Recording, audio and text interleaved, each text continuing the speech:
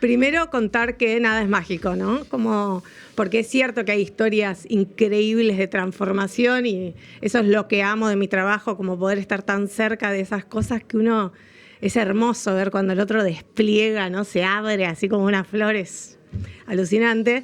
Pero bueno, también hay un montón de otras historias que nos generan frustración, que nos generan dolor, que nos generan desgaste. Por eso cada uno como en su casa y en su forma de manejar el dinero. Los hábitos es de las cosas más difíciles y desafiantes de cambiar. Y el hábito del manejo del dinero también. Y sobre todo en el dinero se juegan los lugares de poder adentro de una familia. Entonces ahí también hay una complejidad extra como a trabajar con la emprendedora y con el grupo familiar de la emprendedora. Buenas tardes, bienvenidos a un episodio más de Ecos de Propósito, el podcast de Fundación Ikibuntu. ¿Cómo estás, Sebas? Hola, Silvi. ¿Cómo estás vos? Muy bien. Bueno, hoy quiero arrancar mencionando la palabra Ubuntu. Ikibuntu es el nombre de la fundación, merece su nombre o debe su nombre a la combinación del Ikigai y el Ubuntu. El Ubuntu es una filosofía africana, subsahariana, que hizo muy famoso Mandela en su momento, que se traduce algo así como soy porque somos. Y parte de la premisa de que somos seres gregarios y que nos realizamos en el otro. Y hoy tenemos el lujete de conversar con una querida amiga, Inés Peire, que es una persona que honra ese Ubuntu, que dedica su vida a lo social, a los demás. Y bueno, te damos la bienvenida. Hola, Inés. Hola, Sebas. Gracias. Gracias a vos por estar acá. Bueno, Inés, me gustaría arrancar preguntándote que nos cuentes tu historia con lo social. Arrancaste una fundación, ahora nos contarás. La arrancaste muy chiquitita, estudiaste, bueno, ahora nos contarás qué es lo que estudiaste. Bueno, ¿qué es lo que te motivó? ¿Cuál es tu vínculo con lo social? Empecemos por ahí. Bueno, gracias por haberme invitado, primero que todo. Hoy en día soy la codirectora de la ONG de Puertas Abiertas. Esa ONG la fundamos un grupo de amigos hace muchos años. Yo tenía 21, pero mi recorrido en lo social, como recién decía Sebas, arrancó a los 13 años.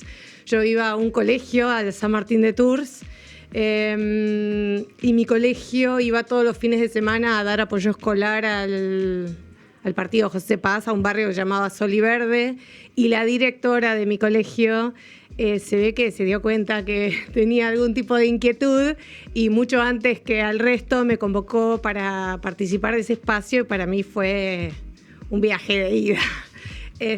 Claramente nació ahí mi vocación y fue gracias al colegio, más allá de que vengo de una familia que es una familia católica practicante, muy creyente. Mis viejos y mis hermanas toda la vida mamamos como un paradigma y unos valores que tenían que ver con creer que los otros son hermanos, que somos iguales, que tiene que haber una justicia social para todos y que debería ser como un mundo más fraterno y más amoroso para todos. Entonces, viniendo como de esa escuela, bueno, fue como juntar 2 más 2 salió, ¿no? Como la directora lo detectó y de alguna manera le dio cauce a mi impulso, que aparte esto también tenía que ver con mi esencia de que soy bastante inquieta y pujante, por decirlo de alguna manera, y entonces efectivamente le dio como causa a ese río, ¿no? Esa energía que yo traía para que produzca energía justamente. Ahora, no es habitual que alguien tan joven descubra su vocación tan temprano. Y en tu caso, descubierta tan temprano y confirmada, porque hasta donde yo te conozco, estás en el lugar en el que tenés que estar. Sí, y en realidad es como más amplio. La vez pasada, cuando dimos la charla juntos en el cole de mi hija, que fuimos a dar una charla con Sebas, también lo decía, podría haber sido bióloga marina, podría haber sido profe de educación física, podría haber estudiado economía, como que hay algo de mi esencia que después la carrera que estudiás o el lugar específico donde trabajás yo creo que hubiera podido darle cauce igual porque tiene que ver más con quién soy y lo que me surge como de adentro, que las herramientas o los lugares específicos donde lo hago. Más allá de que, por supuesto, en la vida Dios nos crea y el viento nos amontona, me fui juntando, ¿no? Como con esa gente que de alguna manera sentía que resonaba, o que vibraba como esos valores, esas búsquedas y ese impulso inquieto. Y bueno, de alguna manera, al haber ido creando la mayoría de los lugares donde trabajé, más allá de que me sumé a otras organizaciones y a otras fundaciones, como a lo largo de mi carrera profesional, en general generé como varias organizaciones, entonces eso también tenían algo como muy a la medida de quien yo iba siendo y de quienes iban siendo aquellos que estaban también en ese camino, ¿no? Sí, me nace creer que no podrías haber sido bióloga marina. Yo a veces me imagino que sí, que hubiera sido de estas ecologistas apasionadas por cuidar el planeta, porque creo que la raíz tiene que ver como con esas ganas de cuidar la vida, ¿no? Y de valorar la vida en el sentido amplio. Entonces la sensación es que hay tantas cosas que me generan curiosidad, ganas y aparte logro ver lo apasionante de lo que el otro hace, que entonces yo creo que me hubiera apasionado porque soy una apasionada, entonces creo que me hubiera salido como en otros espacios también. Claro, sí se entiende lo que ella es y quiere comunicar o expresar desde el lugar que esté. Ahora, de Puertas Abiertas tiene una oferta, una propuesta de valor que en alguna medida también acompaña ese emprendedurismo tuyo, esa gana de crear. Contanos un poco más qué hace de Puertas Abiertas, cuál es la oferta. Totalmente. De Puertas Abiertas trabaja para que mujeres puedan salir de la situación de la pobreza a través de la generación de un trabajo por cuenta propia de parte de ellas, ¿no? A través de un emprendimiento.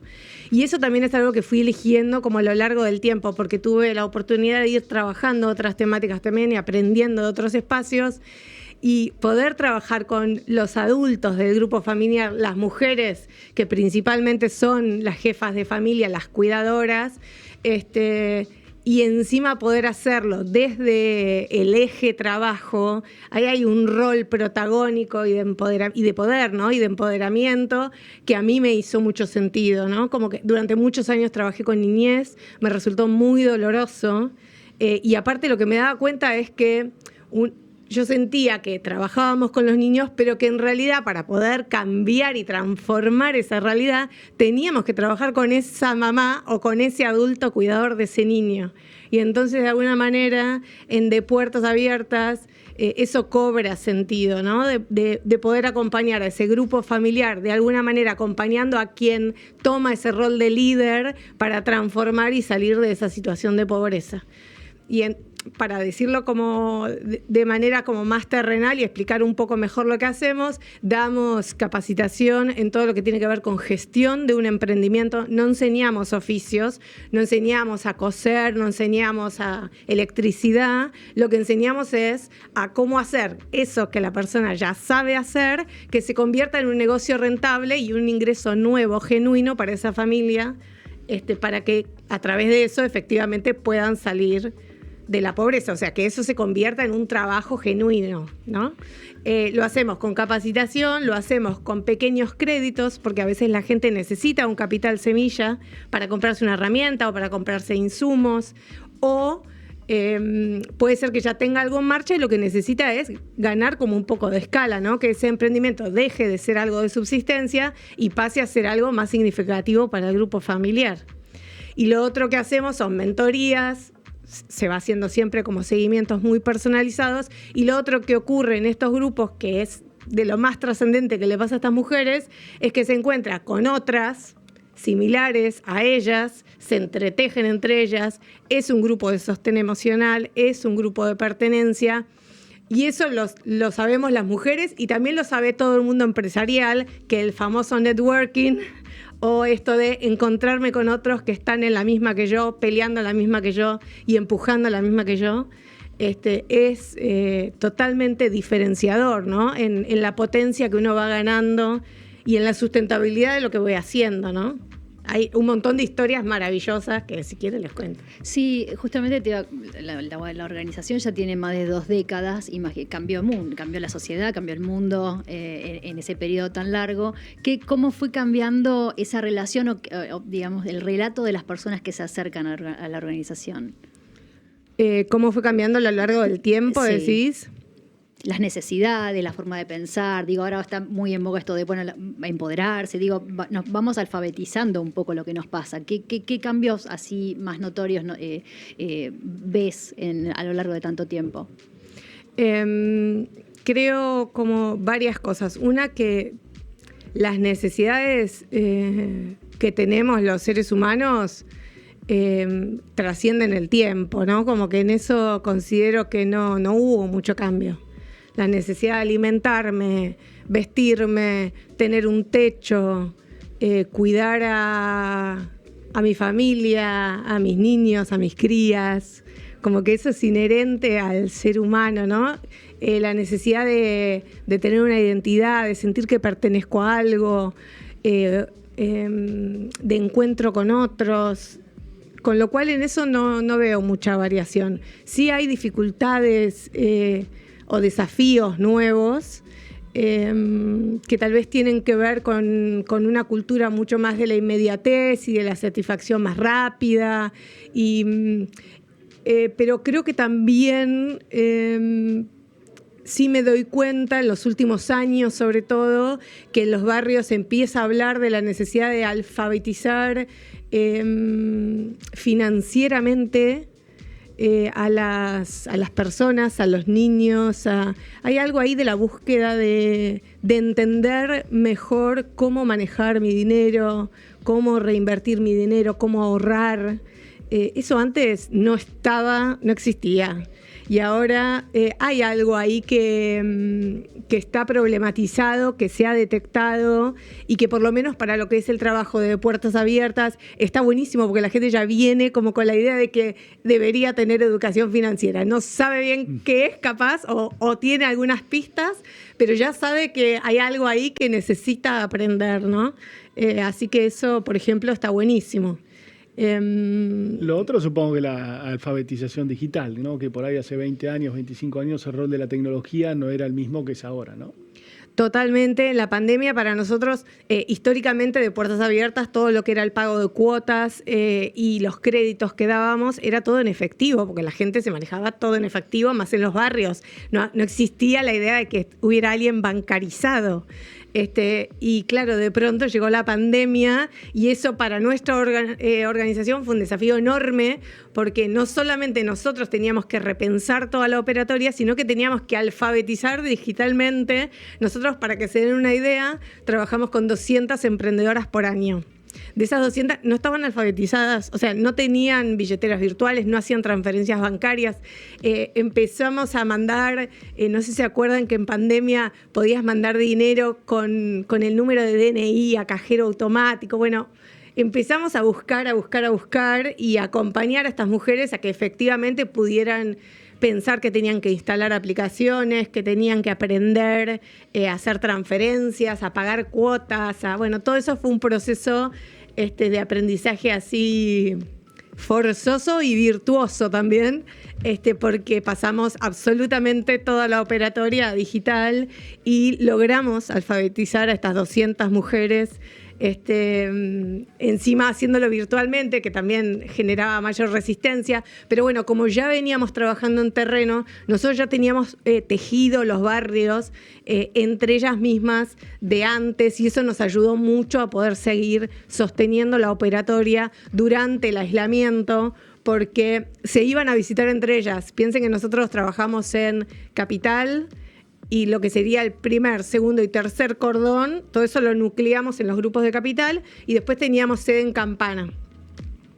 Entonces, como que había gente que estaba lejos, en distancia, no podíamos agarrar el auto, ¿se acuerdan? Que no se podía agarrar el auto y pasar a provincia, volver, bueno. Entonces, nos sirvió mucho lo que ya habíamos tejido previamente en los barrios porque se acompañaron mucho entre ellas. Eso por un lado. Y por otro lado, lo que sucedió en pandemia es que empezamos a armar grupos virtuales. Y eso también para nuestra organización fue como otro salto, porque de pronto teníamos alcance nacional. Y entonces también empezamos a dar talleres que también fueron, que tenemos una comunidad que viene a las capacitaciones muy grande y que esos también incluso trascendieron la frontera porque tenemos gente que viene de países limítrofes. Así que como que para nosotros la pandemia fue un sacudón, pero que generó mucho crecimiento también a la organización. Contanos alguna historia linda, porque lo que hacen ustedes es tremendamente lindo, potente. Es muy cierto que mujer, sostén emocional, a veces sostén económico, con menos tiempo, con menos recursos, y de repente encontrar que se reconocen talentosas, que pueden construir valor, que ese valor lo pueden poner a disposición de los demás, que pueden vivir de eso. Y sé que hay historias lindas para compartir. ¿Te animás a compartir alguna? Sí. Si querés no pongas nombre. De debate. No, sí, vengo con nombres de fantasía. Estuvimos de debate a ver qué cosas iba a contar, cuáles. Primero, contar que nada es mágico, ¿no? Porque es cierto que hay historias increíbles de transformación y eso es lo que amo de mi trabajo, como poder estar tan cerca de esas cosas que uno... Es hermoso ver cuando el otro despliega, ¿no? Se abre así como unas flores. Alucinante. Pero bueno, también hay un montón de otras historias que nos generan frustración, que nos generan dolor, que nos generan desgaste. Por eso los equipos también que trabajan en terreno, hay que reconocer tanto el trabajo de esos equipos porque es durísimo. O sea, porque tengo un montón de historias hermosas, pero también tengo un montón de otras dolorosas, ¿no? Igual voy a contar una de las hermosas, es la historia de Lore, que se animó a venir a nuestra organización el día que su hijo le dijo que vayan a revolver la basura como búsqueda de algún alimento para esa noche, ¿no? Lore es una persona de clase media baja, se había quedado justo sin trabajo, ella había terminado el secundario, había estudiado unos cursos para ser cuidadora de adultos mayores, tenía clientes, pero por X razones sucedió que se quedó sin esos clientes y no tenían dónde comer, no tenían con qué pagar los impuestos, no tenían, como que de pronto se habían quedado como por primera vez en una situación de desprotección y vulnerabilidad enorme, y a quien le sucede por primera vez tiene todavía pocas estrategias, ¿no?, de supervivencia desplegadas. Y cuando, volviendo a la casa, el hijo de 14 le dijo: "Ma, vamos a revolver en la basura", la madre como que se ve que se le terminaron de acomodar algunos patos y al día siguiente nos vino a contar esto y vino a tocar el timbre de nuestra organización. Lore hace jabón potásico porque le encantan las plantas, es una mina que se da mucha maña, es curiosa, ha investigado, sabe mucho del tema. Hace jabón potásico, para los que no sepan, es como un pesticida pero natural, que cuida las plantas, que cuida a los animales. De hecho se usa, por ejemplo, lo único que afecta en definitiva es los insectos, por eso a veces se usa incluso para lavar a los perros. Bueno, ese es el emprendimiento de Lore, lo pudo armar, lo pudo desplegar, le estuvo yendo muy bien y es una de nuestras egresadas.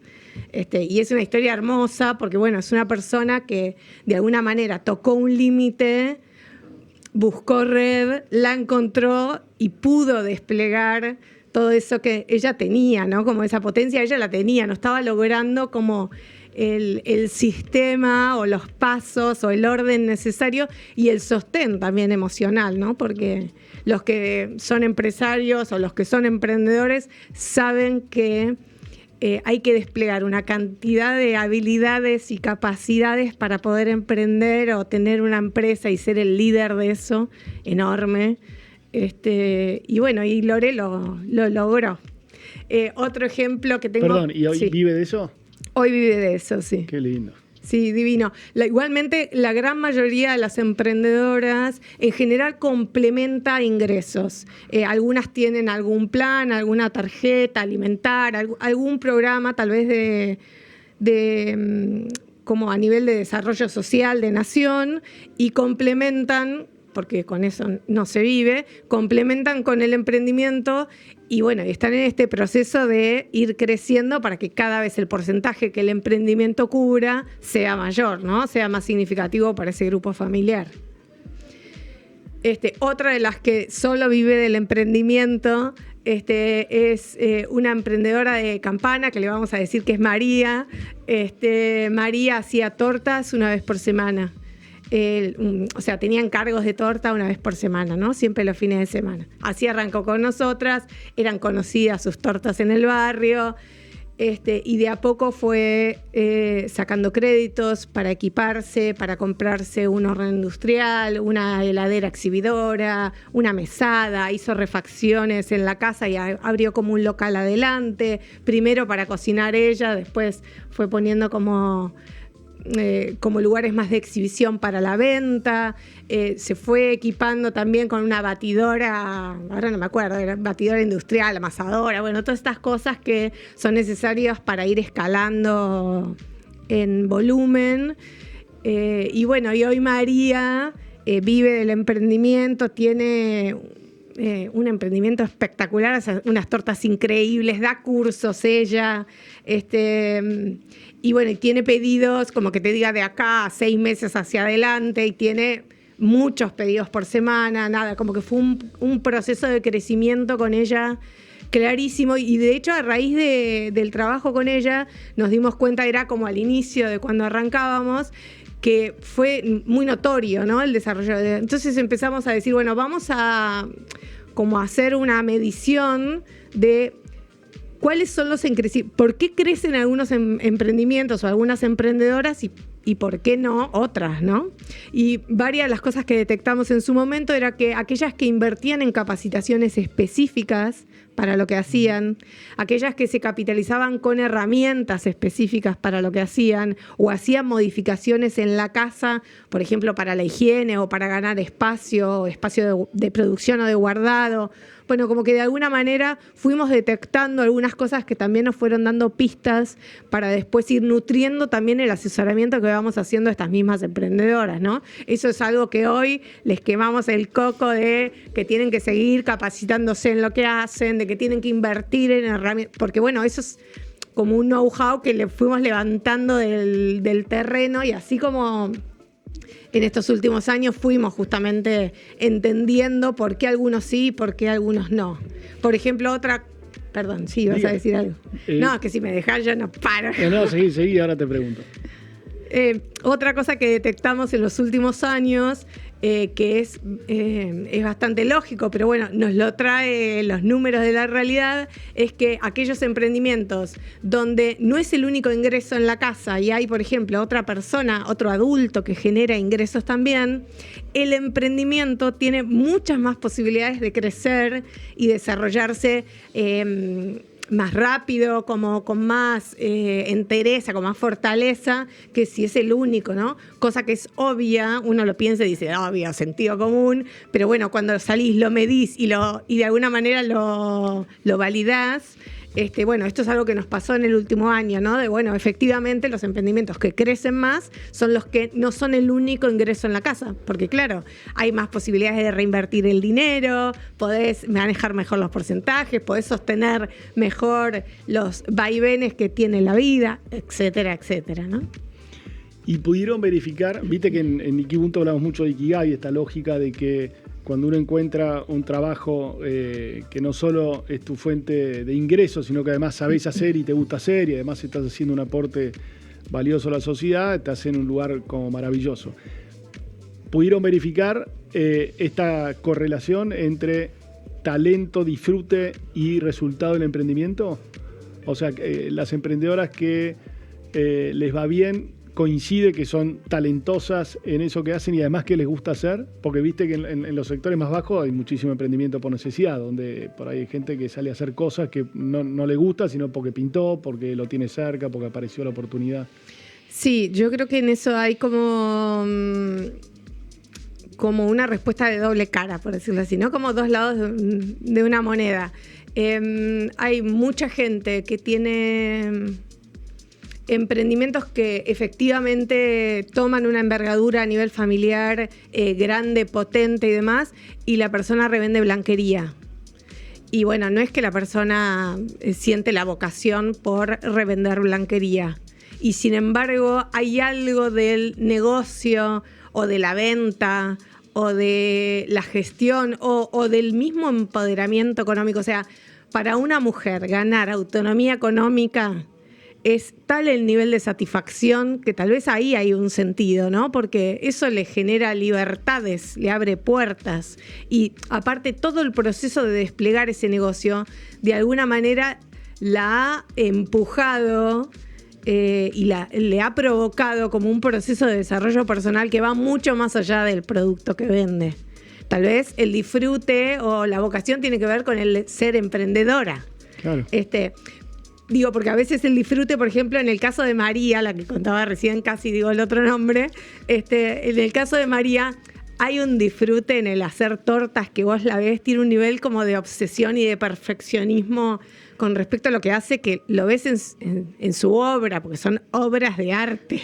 De hecho, siempre decimos que ahí en Campana, incluso la que era jefa de gabinete, creo que le compraba las tortas a ella, o sea, como que ganó un nivel de escala, porque ella tiene algo ahí de su pasión puesto en juego en el hacer la torta. Bueno, también nos pasa que existe la que vende blanquería, revende, ni siquiera la hace, y es una apasionada de su negocio, porque es una apasionada de lo que ha podido lograr, ¿no? De lo que ha podido desplegar y lo que eso también le genera para su casa, o sea, el poder sostener tu nido es la sensación de poder hacerlo es increíble.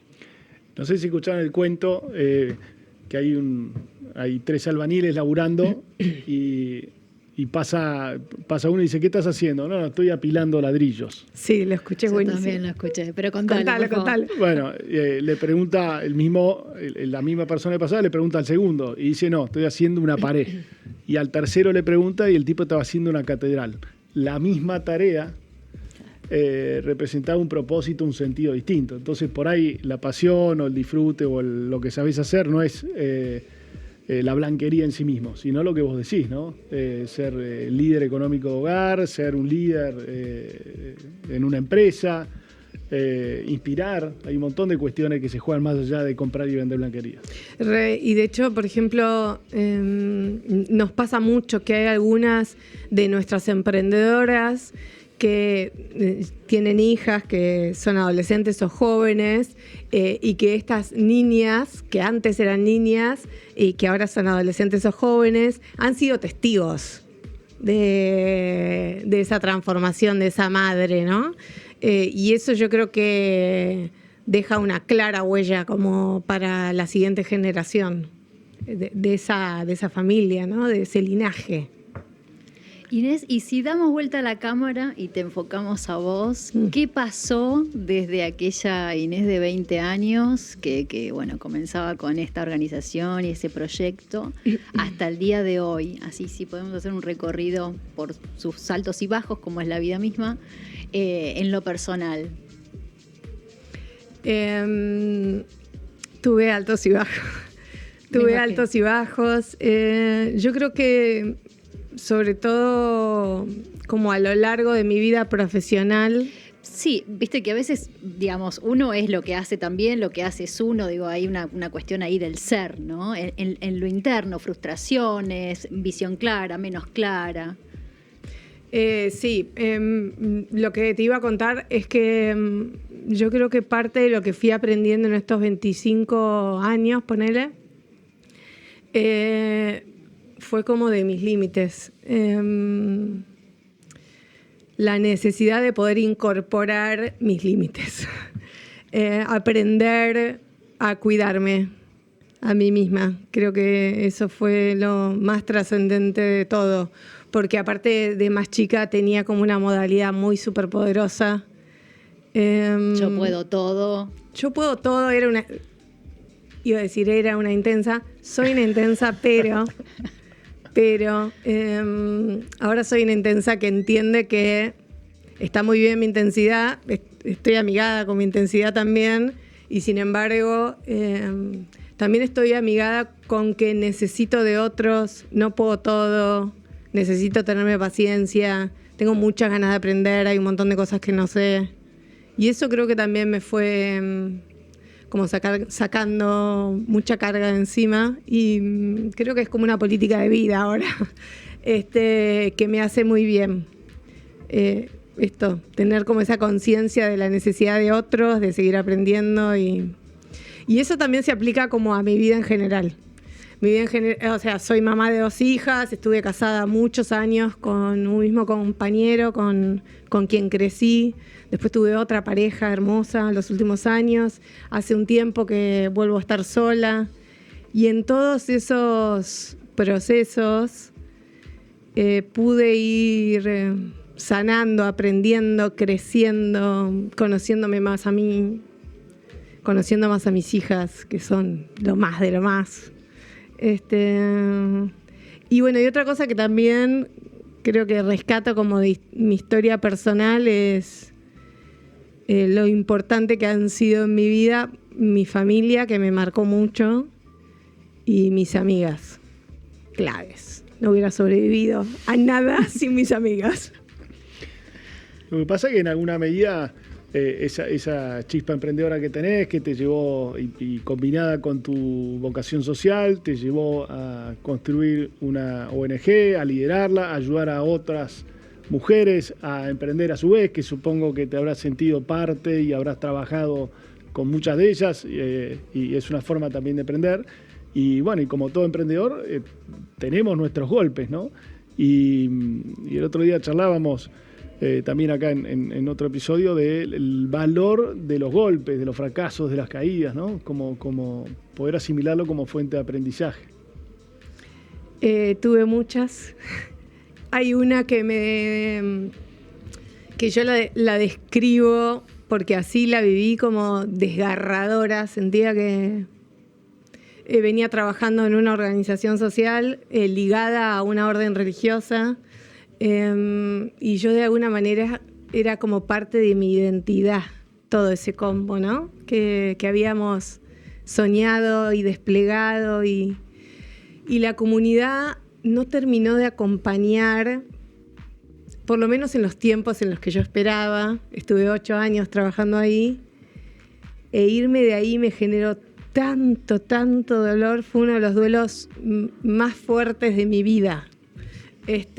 Porque fue como, así como digo que de Puertas Abiertas fue uno de mis niños, a otra organización también lo fue. Y de hecho yo me fui, la organización siguió mucho tiempo, y eso me llenó de mucho orgullo, porque bueno, que la organización trascienda a quienes la armaron, me parece que habla bien del trabajo que hicimos. Pero bueno, a mí me dolió muchísimo irme. Me sentí como, no sé si fue traicionada o que yo no supe. También creo que otra de las cosas que me enseñó ese duelo fue que yo no supe ver a tiempo las posibilidades reales. Era como muy idealista en algunas cosas, me parece. Y tampoco tuve la paciencia de poder esperar algunos tiempos que no eran los míos. Y que yo sentía que no se condecía con la urgencia de la realidad. Igual esa organización creció increíblemente. Estando yo, pasamos de 0 a 1000, y después siguió 1000, 2000, 3000, o sea, como que incluso yo no estando, esa organización creció mucho. ¿Y qué aprendiste de ese dolor?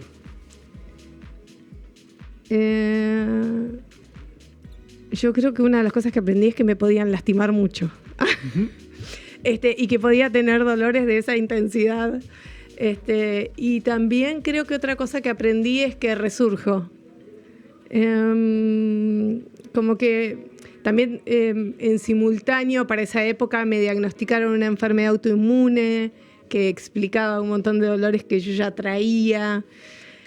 Y siempre de alguna manera me voy como identificando con esta idea del fénix, ¿no? De que se muere, se hace ceniza, lo hacen pelota de ese polvillo vuelve como a aparecer y a resurgir, ¿no? Y yo creo que fue un aprendizaje, como darme el tiempo para sanar, para poder resucitar, ¿no? Como en el sentido profundo, porque me hirió mucho como en el alma, en la esperanza. Siempre digo, no sé a ustedes qué les pasa, pero la esperanza viene de la juventud y de la niñez, y yo siempre digo que a mí me sucede al revés. A mí los que me dan esas bocanadas de esperanza es la gente mayor, los viejos y las viejas. Y cuando me encuentro con esos viejos y viejas que vos decís, wow, mira este ser humano que hace 40 años viene con unos niveles de convicciones e ideales y sigue como activo, tal vez no haciendo tanta actividad, pero sigue como con esa convicción, ¿no? Y no me acuerdo que venía lo de la esperanza, me perdí. Pero bueno, en definitiva lo que quería decir es esto, como que en el resurgir siempre la atracción es hacia adelante, ¿no? Y a ser esa vieja sabia, que la vez pasada lo dije en un encuentro nuestro, no sé si te acordás, como bueno, lo que me tracciona es que mi deseo tiene que ver con eso, ¿no? De llegar a los X, si llego y tengo la suerte de llegar, y poder sentirme como bien conmigo misma. Iba a contar, me nació el impulso de contar algo que pasó que me diste permiso a contar, pero antes de eso hablaste de esperanza y nunca lo había pensado. A mí lo que me da esperanza es la gente como vos, la gente tan conectada con los demás. No sé no sé últimamente, ¿viste? Esto de tanta gente laburando para otros. Claro, pero ¿no te pasa que cuando te encontrás eso con una vieja de 80 que te dice lo mismo que yo, pero en un cuerpo de 80, yo digo, ay, please, quiero ser como vos. Muero de ganas de llegar a tu edad así, ¿entendés? No lo veo con la edad. Yo tengo a mis hijos que son muy sensibles socialmente, que tienen mucha actividad y tienen un grupo de amigos y también me dan mucha esperanza. Y también sí, claro. Es independiente de la edad, en mi caso.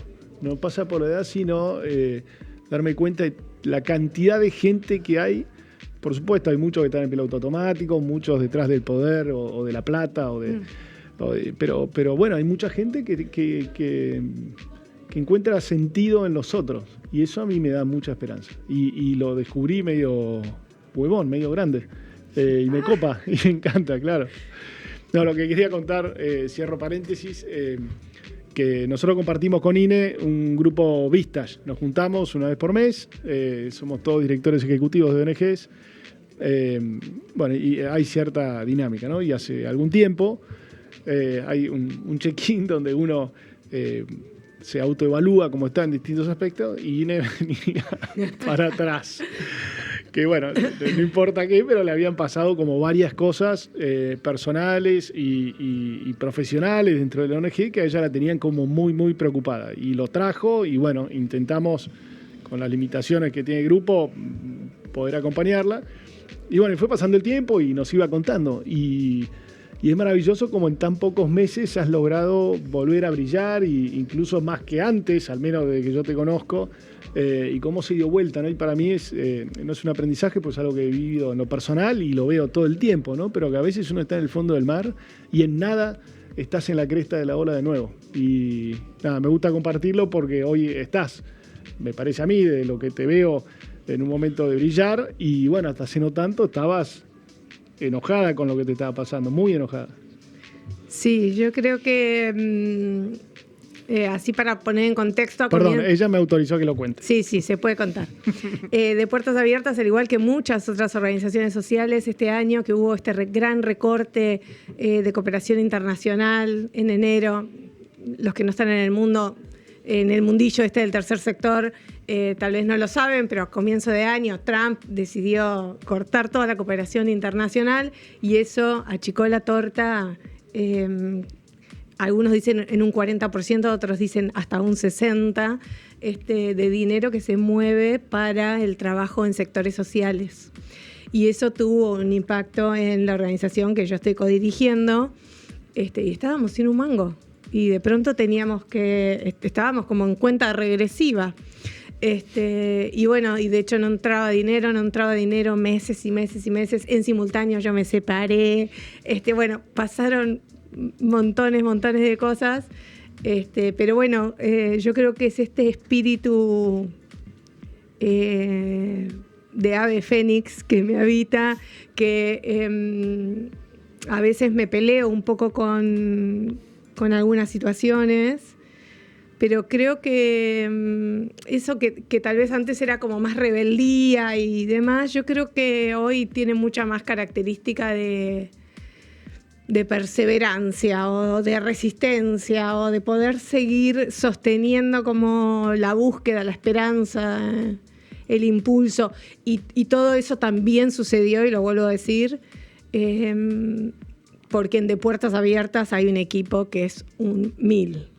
Es mi casa, es mi gente, son mis hermanos, Valeria Fernández, Mateo Berrastro y todo el resto del equipo de la comisión directiva. O sea, hay un nivel de calidad y de calidez humana increíble, que de alguna manera el bote se hundía y nosotros estábamos ahí abrazados, y logramos sostener esa esperanza, y de a poco fuimos pudiendo revertirlo en base al esfuerzo y a eso, y a la fortaleza espiritual, te diría.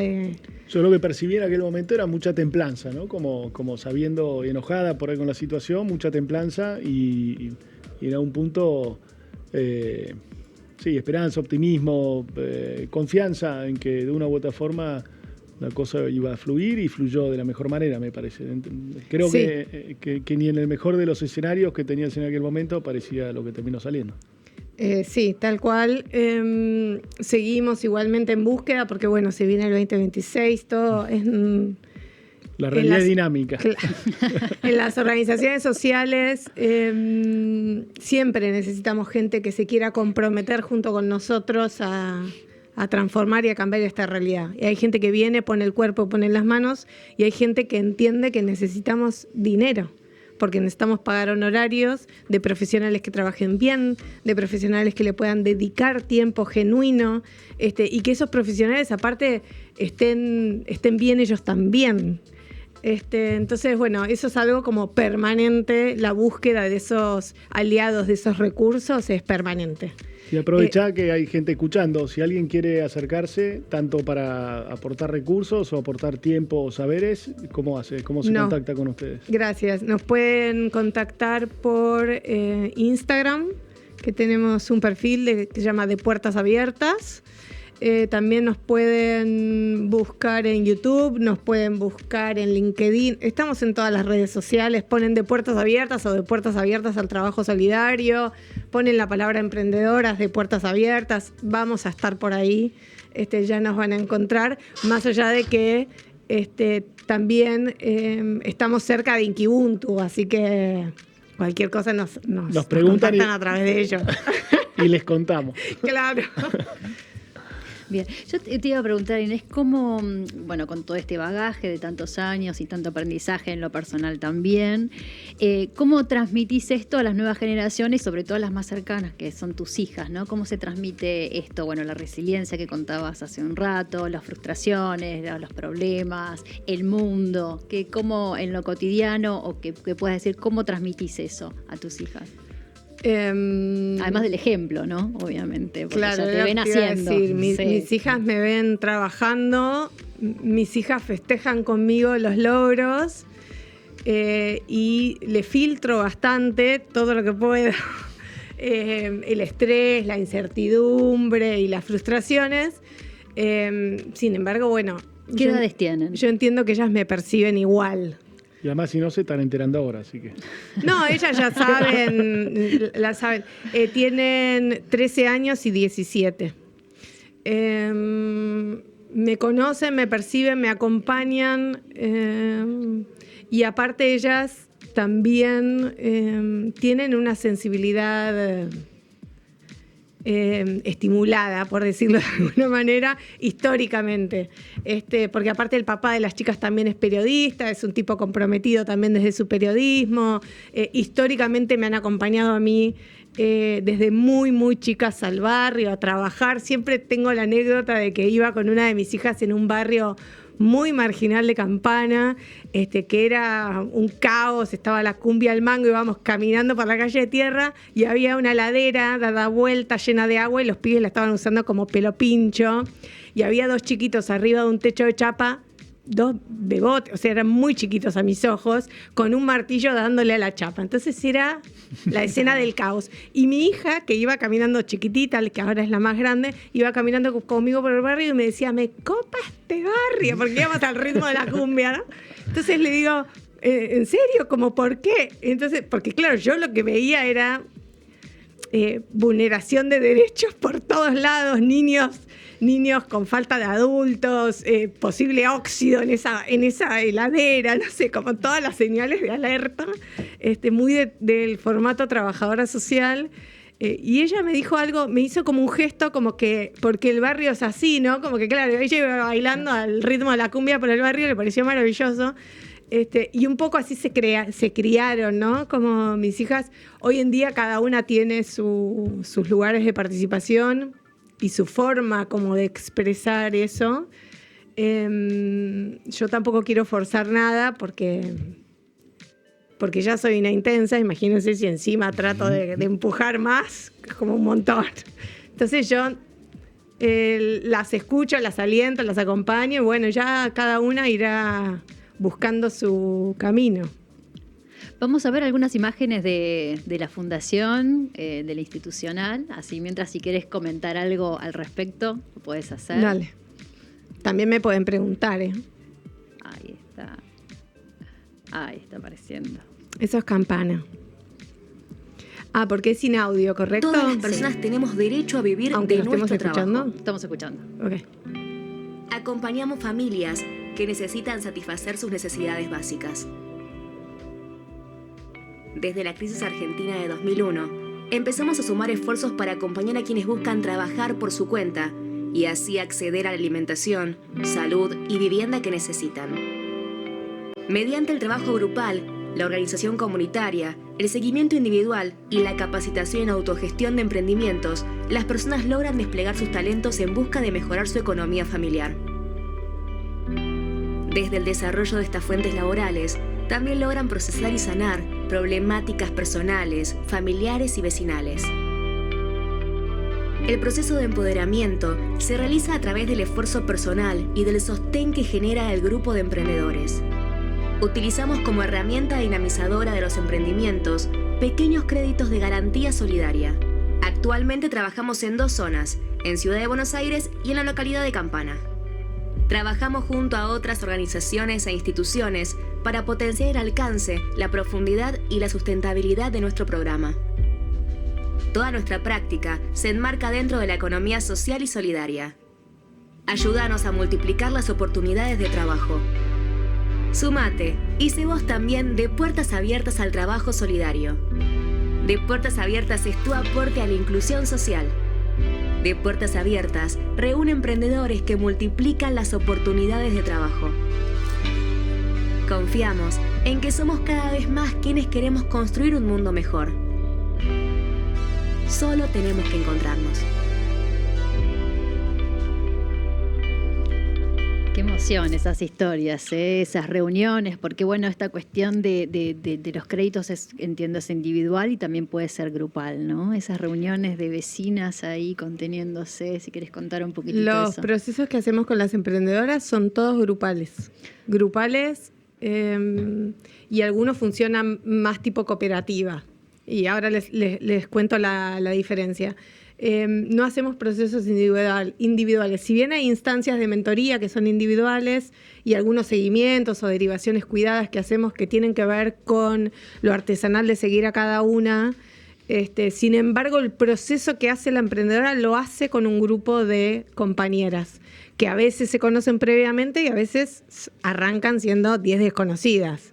10, 15, 20, depende del tamaño del grupo, son 10, 15, 20 desconocidas, que parte de lo que justamente se se va generando en esos grupos es parte de lo que hay que construir es esa confianza, ¿no? Contar quién soy, qué hago, por qué lo hago, cómo soy, e ir dando señales de compromiso, de responsabilidad, de que cumplo, porque dentro de esos grupos los créditos que damos nosotros son créditos de garantía solidaria.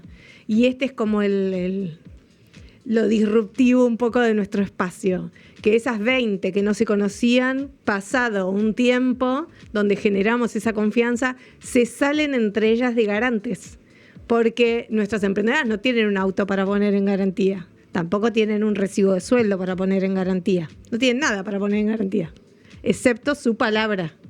Y esa palabra, la que da el ok o no de que creen en esa palabra, son las compañeras. Entonces, las que votan el crédito son las compañeras. No somos nosotros que decimos este crédito se aprueba o no. Son las compañeras las que deciden. Más allá de que siempre para la aprobación de un crédito hay todo un proceso de capacitación y de desarrollo de esa propuesta, donde en general llegamos a la instancia de la votación de un crédito cuando ese emprendimiento está listo para poder inyectar ese capital, y que nosotros siempre decimos que no sea un chaleco de plomo y que sea un chaleco salvavidas, ¿no? O sea, endeudarte en algo que no es una deuda virtuosa. Nosotros hablamos mucho de la deuda buena y la deuda mala, que hoy en día, para los que trabajamos en este mundo, sabemos que hay mucho endeudamiento del malo, sobreendeudamiento, no saben ni qué tasa de intereses están pagando, ni cuánto es la cuota, ni cuántas cuotas. Bueno,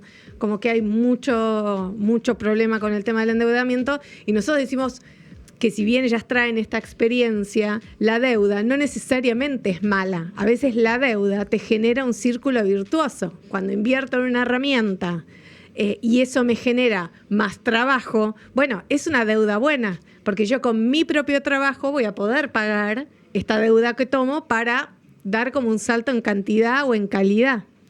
Entonces, eso se trabaja mucho con las emprendedoras. Siempre, aparte, decimos que el crédito se tiene que pagar con el trabajo de aquello que vaya a invertir, ¿no? No es que saca un crédito y del otro ingreso pago este crédito y lo respaldo.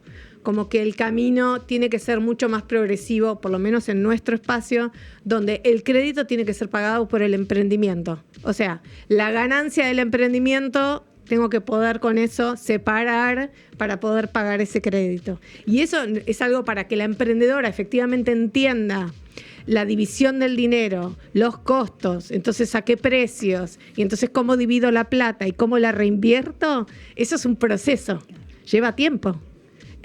Y sobre todo, y piénselo cada uno como en su casa y en su forma de manejar el dinero, los hábitos es de las cosas más difíciles y desafiantes de cambiar, y el hábito del manejo del dinero también. Y sobre todo en el dinero se juegan los lugares de poder adentro de una familia.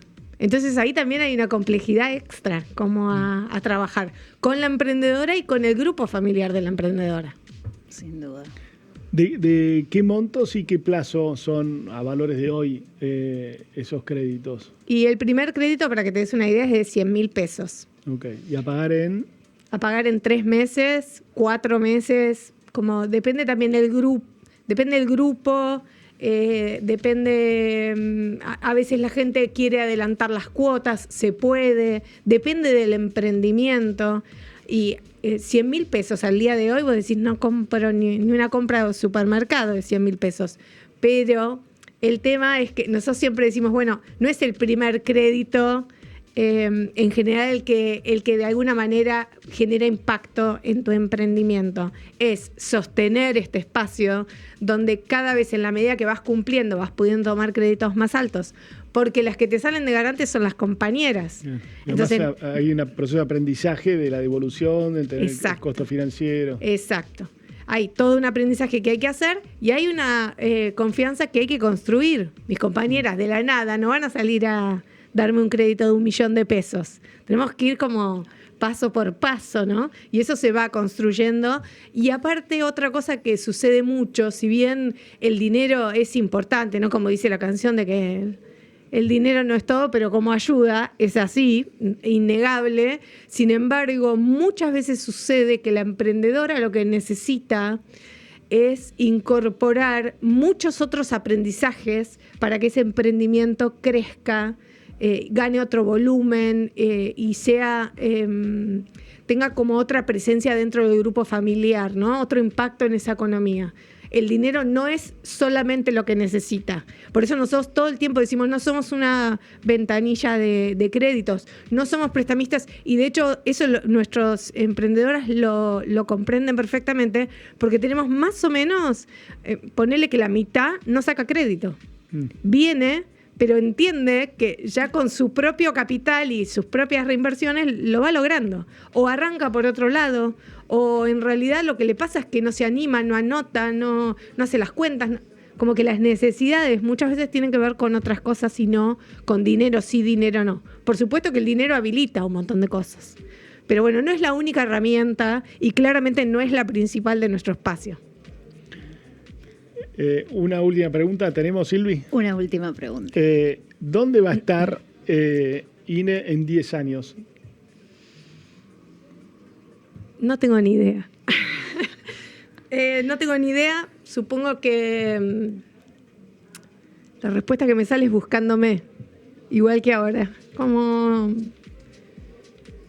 espero estar, por lo menos internamente, espiritualmente, en un lugar similar, que es de corazón inquieto.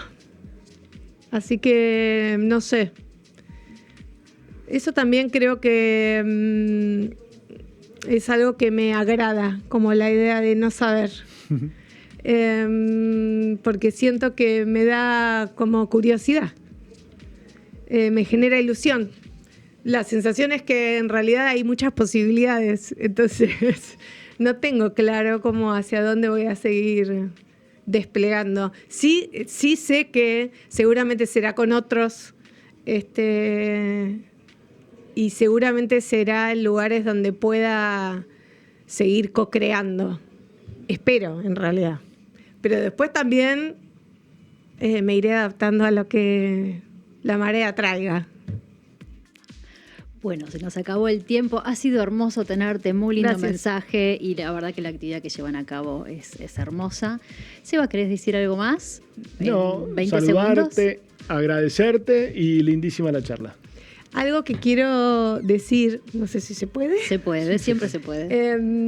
Que me olvidé mencionar que para nosotros una de las claves en esto de juntarnos con otros, hacer, es que hay muchas otras organizaciones e instituciones que nos acompañan y que son aliados. Y eso es parte de también la esencia de lo que hacemos. No somos todólogos.